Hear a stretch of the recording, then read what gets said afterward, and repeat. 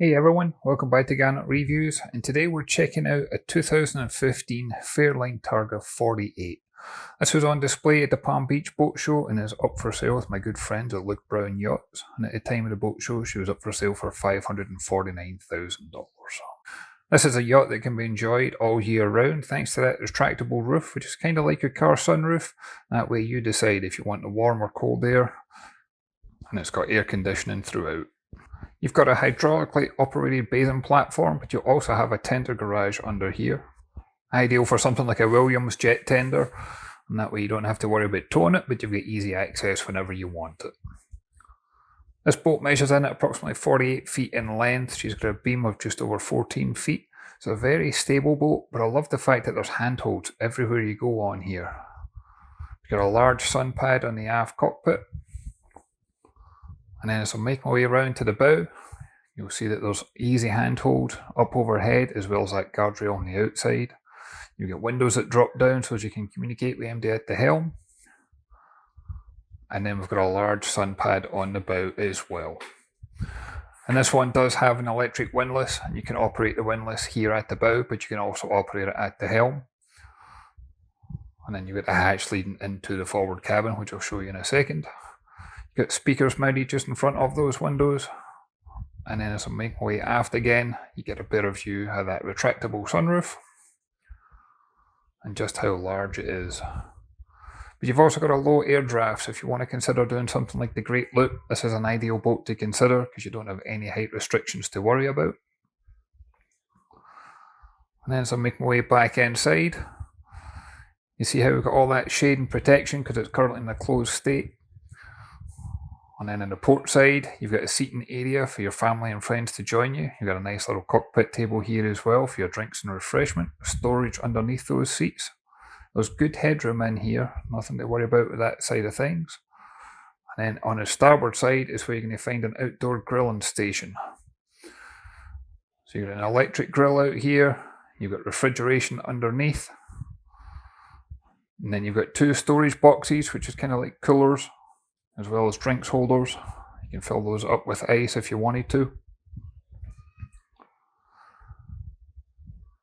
And then you've also got a small sink as well. So all your drinks and refreshments can easily be prepared and enjoyed for your family and friends outside. Fusion stereo controls, and then you'll see more speakers again. You've got a nice seating area here, as well as a backrest that you can lay on as well, especially if you're going to retract that roof.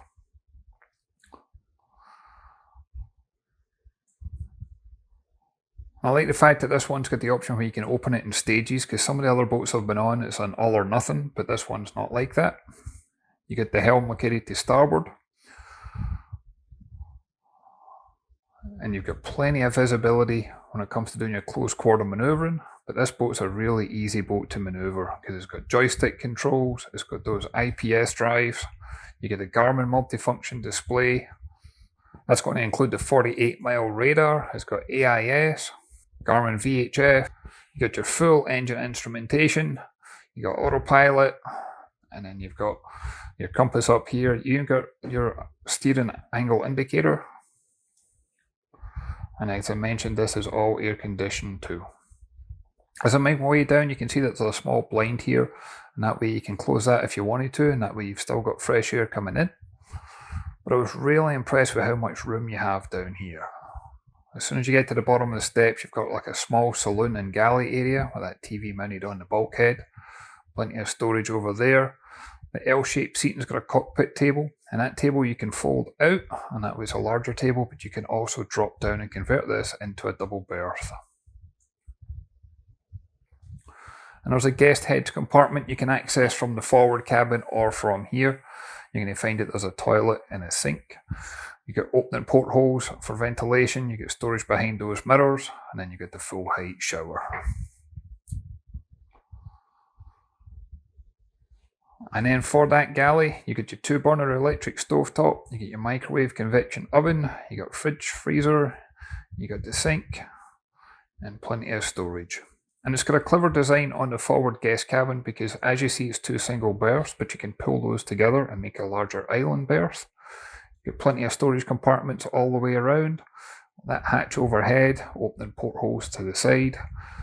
So you get plenty of natural light as well as artificial light, and TV mounted in the bulkhead. But as I make my way aft, this is where you're going to find the owner's stateroom. And I love the location of this one because you're pretty much centrally located, so you're not going to hear that noise in the water on the bow, you're not going to hear it lap at the back of the hull. You're going to have a very peaceful night's sleep here. You've got plenty of countertop space here with storage underneath, large opening windows to either side, TV again mounted on the bulkhead, and this stateroom's fully en suite.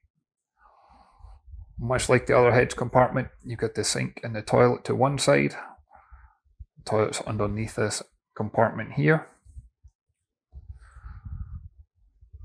And then you've got the shower compartment to the other side.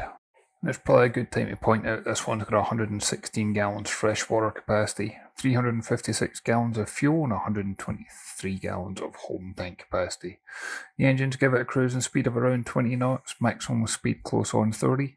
And that comes from a pair of Volvo Penta D6 diesel engines that's got 435 horsepower each.